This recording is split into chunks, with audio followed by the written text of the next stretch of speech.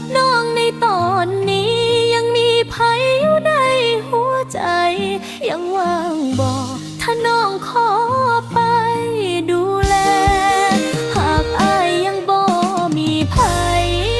น้องขอเป็นคนแค่อยากดูแลหัวใจของอายตลอดไป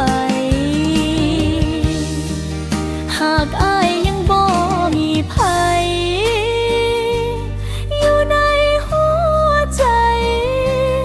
น้องขอเป็นคนแค่อยากดูแลหัวใจของอายตลอดไป